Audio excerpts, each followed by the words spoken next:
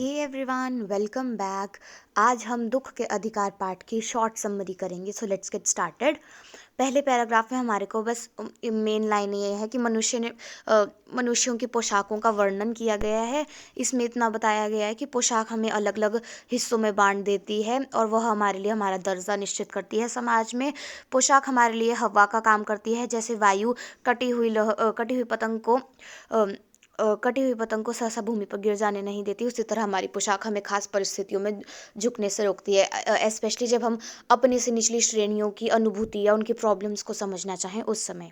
अब एक स्टोरी सुनाई गई है आगे। यहाँ पे है कि बाजार पे डालियों में खरबूजे रखे हुए थे और थोड़े से ज़मीन पर भी थे और वो बेचने के लिए थे। और उनके पास एक लेडी बैठी हुई थी जो बैठकर रो रही थी और उसने अपना मुंह कपड़े से ढका हुआ था और उसका सर उसके घुटनों पर बैठकर सुसक सुसक कर या फक फक कर रो रही थी। आगे जब और आसपास में लोग उसके खड़े हुए थे और उसे मतलब घृणा के साथ देख रहे थे, मतलब अजीब सी नज़रों से देख रहे थे, चिढ़ की नज़रों से देख रहे थे। फिर एक आदमी ने बोला कि फिर एक आदमी बोलता उसके बारे में बात करते हुए कि हाँ, क्या ज़माना आ गया, इस औरत के बेटे को मरे हुए भी एक पूरा दिन नहीं और ये बेशर्म बेहया यहाँ पे दुकान लगा कर बैठी है। दूसरा व्यक्ति बोलता, बोले हाँ, जिसकी जैसी नीयत होती है अल्लाह भी वैसे ही उसे बरकत देता है। मतलब वो मुसलमान था जो अल्लाह की बात कर रहा था। फिर तीसरा व्यक्ति बोलता उसके बारे में कि हाँ, इन गरीबों का क्या है, ये लोगों के लिए खसम लुगाई बेटा बेटी कुछ नहीं होता, इनके लिए सिर्फ सारे रोटी का टुकड़ा है। अगला, जो परचून की दुकान पर बैठे लाला थे, उन्होंने बोला ठीक है भाई, अगर इनको अपने धर्म ईमान की नहीं पड़ी तो कम से कम दूसरों के धर्म ईमान का तो सोचें। बाजार पे दुकान लगा के बैठ गए हैं, हजारों लोग आते जाते हैं, पता नहीं कब किसका धर्म भ्रष्ट हो जाए इनके कारण। फिर लेखक को तो थोड़ी क्यूरियोसिटी हुई, लेखक के मन में इच्छा हुई जानने की, तो वो उन्होंने आस पड़ोस की दुकानों से पता किया कि क्या बात है, इस लेडी ये ऐसी रो क्यों रही है एंड ऑल। तब लेखक को पता चला कि हाँ, उसका 23 वर्ष का बेटा था, 23 ईयर्स का बेटा था और घर पे उसकी पूरी फैमिली थी, मतलब उसकी बहू थी, बूढ़ी लेडी की बहू थी, उसके पोता पोती सब थे। और उसका बेटा जो था शहर के पास 2-1.5 बीघा ज़मीन में कछियारी का काम करता था, मतलब सब्जियाँ उगाने का काम करता था और खरबूजे डालियों में भर कर बाजार में लाकर बेचता था। एक दिन वह सुबह सुबह खरबूजे चुनने गया तो वहाँ पर गीली मेड़ की तरवट में, मतलब गीली मिट्टी जो साइड में निकाल के रखी होती है खेतों से, उस पर तरवट में सांप विश्राम कर रहा था, आराम कर रहा था। और सडनली उसका पैर, बेटे का पैर उस सांप पे गिर गया या पड़ गया और उस सांप ने उसे डस लिया। अब ऑब्वियसली माँ को तो बच्चा प्यारा, ये माँ अपने बच्चे को बचाने के लिए कुछ भी करेगी, तो उसकी माँ के हिसाब से उसने ओझा को बुला लाया। क्या पता उस टाइम डॉक्टर ना हो, या बहुत पुरानी बात है तो क्या पता उस टाइम डॉक्टर भी ना होते हो, तो ओझा को बुला लाई। फिर झाड़ना फूंकना हुआ, दान दक्षिणा, नाग देवता की पूजा, सब कुछ करवाया उसकी माँ ने, परंतु वो उसका बेटा नहीं बच पाया। फिर सब उसे लिपट लिपट के रो रहे हैं। अब बात आ गई कि जब मनुष्य की मृत्यु होती है तो उसको नए कपड़ों में विदा किया जाता है और कहा गया कि अब उसकी मृत्यु हो चुकी थी तो उसको नए कपड़े लेने पड़ेंगे, उसके लिए नए कपड़े या नई चादरों में लपेटना पड़ेगा उसको। तो अब बुढ़िया का बेटा मर चुका था, उसको कोई दान भी नहीं देने के लिए, मतलब कोई दो अन्नी चवन्नी भी नहीं दे सकता था, उधार देने के लिए भी कोई तैयार नहीं था। जो कुछ घर में था वो सारा दान दक्षिणा में ऑलरेडी जा चुका था। अब उनके पास एक रास्ता था कि उसके हाथ की छन्नी करना, मतलब हाथ की ज्वेलरी कड़े वगैरह क्यों ना बेचने पड़े, तो उसमें भी कोई हर्ज नहीं होगा। वो बेचे गए। उसके बाद भगवना तो परलोक चला गया था। फिर अब जो थोड़े बहुत पैसे आए भी थे उससे, उसके कड़े वगैरह बेचने से, और वो भी उसे विदा करने में, मतलब उसकी जो दाह संस्कार वगैरह होता है डेथ के बाद, जो भी रिचुअल्स होते हैं उसमें सारे वो पैसे भी ख़त्म हो चुके थे।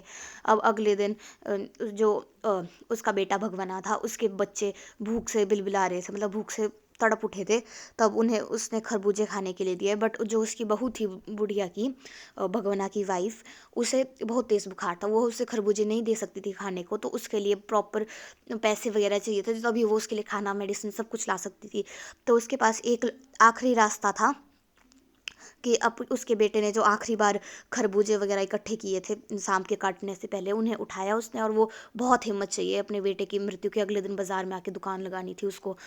इतनी हिम्मत जुटाकर बेचारी बाजार में दुकान लगाने आ गई थी और लोगों से पत्थर दिल वगैरह सब कुछ, इतना कुछ सुनना पड़ रहा।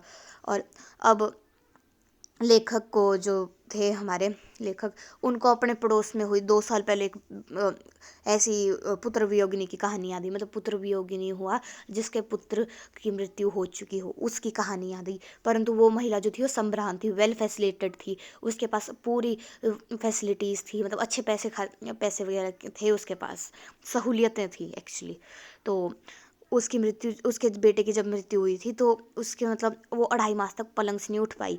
बल्कि जो बुजुर्ग महिला थी उसे अगले दिन दुकान लगाने आना पड़ा। उसे 15-15 मिनट बाद पुत्र वियोग की मूर्छाएं आती थी। जो संभ्रांत महिला थी, मतलब 15-15 मिनट बाद पुत्र की याद आनी है, वह वैसे सडनली कुछ हो जाना, और फिर आंख से आंसू बहते रहते थे।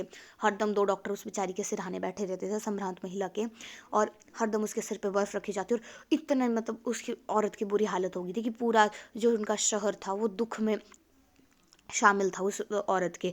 परंतु जब हम उस बुढ़िया या बूढ़ी औरत की बात करते हैं तो उसे इतना कोई ध्यान नहीं दे रहा था उसके ऊपर, उसके बारे में तो उल्टा लोग बातें बना रहे थे। उसको कोई कुछ हेल्प नहीं कर रहा था या कुछ भी नहीं कर रहा था। तो इससे लेखक बोलता है लास्ट में कि अब एक एक लाइन रह गई स्टार्टिंग में बतानी है आप लोगों को इम्पोर्टेंट, कि हाँ, लेखक उस बुढ़िया के पास बैठकर उसकी प्रॉब्लम जानना चाहते थे, बट उनकी पोशाक उनके लिए अड़चन बन खड़ी हुई थी बीच में। और जब उनको कोई रास्ता नहीं मिला लास्ट में कि वो उस जो बुढ़िया थी बाजार में फुटपाथ पर बैठ के रो रही थी उसको सहानुभूति दें, कि उससे बात करें, उसके मन को हल्का कराने की कोशिश करें, वैसे उनकी पोशाक वो उनको अलाउ नहीं कर रही थी, उनके लिए बंधन बन खड़ी हुई थी उनकी पोशाक। तब उन्हें कोई रास्ता नहीं मिला, बेचैन हो गए। बेचैन मतलब कुछ समझ नहीं आया, कोई रास्ता नहीं मिला, बेचैनी से उनके कदम जो चल रहे थे तो कदम भी तेज़ हो गए, हड़बड़ा गए थोड़े से। नाक ऊपर उठाए, चलतों से ठोकर खाते, जो राह पर चल रहे थे उनसे ठोकर खा रहे थे, मतलब धक्का लग रहा था, उनको ध्यान नहीं था, क्योंकि लेखक का ध्यान चलने की ओर नहीं था, वो बस अपनी प्रॉब्लम से भागना चाह रहे थे कि मैं इस औरत को कैसे पूछूं। तो ऑब्वियसली वो उस परेशानी में बिना देखे सीधे सीधे जल्दी जल्दी चलने लग गए। और उनके मन में ये बात है कि शोक मनाने, गम मनाने के लिए भी सहूलियत चाहिए, फैसिलिटीज़ चाहिए, और दुख मनाने का भी एक अधिकार होता है जो सब लोगों के पास नहीं होता। दुख मनाने का भी एक अधिकार होता है जो सब लोगों के पास नहीं होता, वो सिर्फ केवल या कुछ ही लोगों के पास होता है। आई होप सो आपको ये चैप्टर समझ आ गया होगा, दुख का अधिकार। और thank you and have a nice day. Bye.